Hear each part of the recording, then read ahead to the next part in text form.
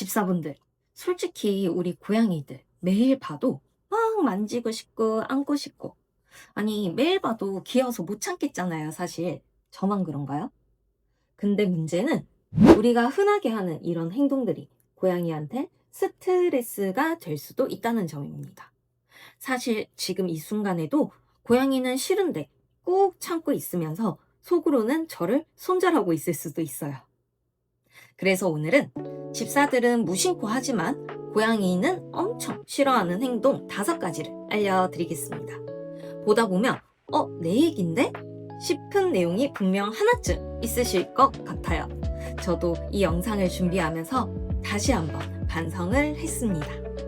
자, 첫 번째는 아마 가장 많은 집사분들이 하고 있는 행동일 겁니다. 바로 고양이가 원치 않는데 계속 스킨십 하는 거예요. 고양이는 접촉을 스스로 선택하는 동물이라고 하는데요. 본인이 먼저 와서 부비고 무릎에 올라오고 만져달라고 할 때는 괜찮습니다. 근데 원하지 않을 때 계속 안고 있거나 만지게 되면 그건 애정 표현이 아니라 당연히 스트레스가 되겠죠. 사람이나 고양이나 싫은데 만지면 그거는 너무 불편하잖아요. 특히 고양이 귀가 뒤로 젖혀 있거나 꼬리를 바닥에 탁탁 세게 내려치거나 몸을 막 비틀면서 빠져나가려고 하는데도 계속 붙잡고 있다. 그건 이미 고양이가 그만해 라는 신호를 보내고 있는 겁니다. 고양이가 먼저 다가왔을 때는 충분히 예뻐해 주시고 싫다는 신호를 보내면 깔끔하게 보내주셔야 됩니다, 여러분. 자, 두 번째는 빤히 쳐다보는 행동입니다. 물론 집사가 쳐다본다고 무조건 스트레스를 받는 건 아닌데요. 하지만 계속 빤히 응시하는 건 부담이 될 수 있습니다. 왜냐? 고양이 세계에서는 눈을 계속 마주치고 응시하는 행동이 뭔가 경계하거나 적대감을 표현할 때 나오는 행동이거든요. 한마디로 고양이 입장에서는 저 인간이 나한테 싸움을 거는 건가 싶을 수도 있다는 거죠. 우리의 의도와 상관없이 이게 전혀 다르게 받아들여질 수 있으니까 주의해 주시고요. 근데 이것도 잠깐의 행동일 뿐입니다. 지금부터 말씀드릴 건 고양이가 하루 종일 영향을 받을 수 있는 문제예요. 어쩌면 우리 집의 환경 자체가 고양이를 계속 긴장시키고 있을 수도 있습니다. 세 번째, 바로 큰 소리와 불규칙한 환경입니다. 고양이는 생각보다 변화를 싫어하는 동물이라 루틴이 일정한 걸 좋아합니다. 밥 먹는 시간, 자는 장소, 생활 패턴 이런 것들이 일정할수록 안정감을 느끼죠. 근데 TV 소리가 너무 크거나 아니면 우리가 갑자기 큰 소리를 지르거나 또한 누군가 계속 찾아온다는 등 생활 패턴이 바뀌게 되면 고양이는 긴장 상태가 됩니다.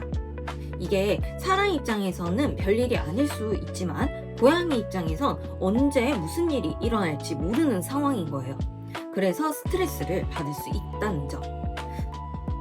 하지만 여기서 또 끝이 아닙니다. 고양이가 스트레스를 받는 공간이 집안에 하나 더 있는데요. 바로 네 번째는 더러운 화장실을 방치하는 행동입니다. 네, 알고 있습니다. 화장실을 여러 번 치우기 정말 쉽지 않죠. 저도 일 마치고 집에 오면 만사가 귀찮아서 조금만 이따 치우자 하고 미루던 날이 많았거든요.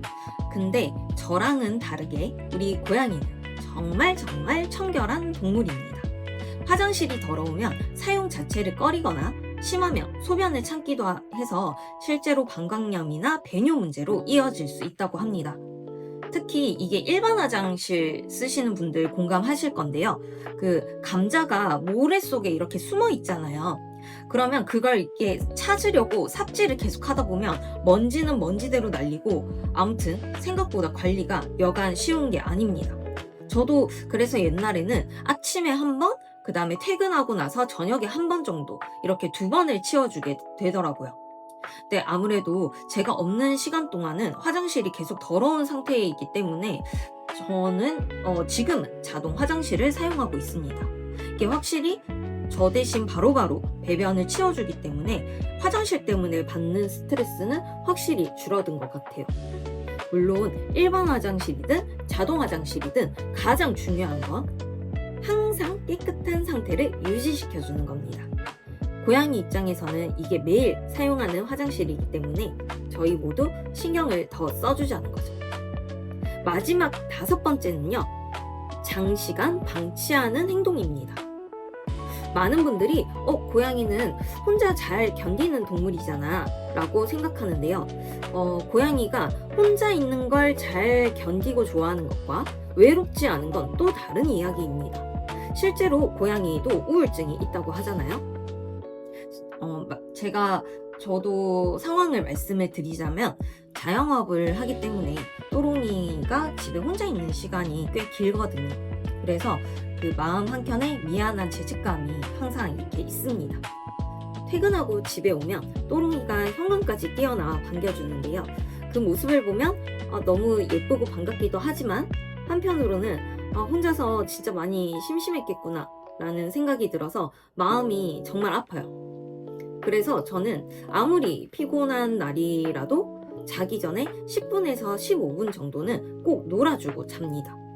이게 시간이 긴 시간일 필요는 없습니다. 중요한 건 짧더라도 매일 규칙적으로 집사랑 교감을 하는 거래요.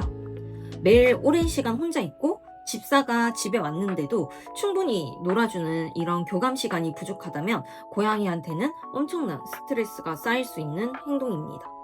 그래서 장난감을 이용해 놀아주거나 간단하게라도 함께 시간을 보내는 습관을 만들어주는 게 좋습니다.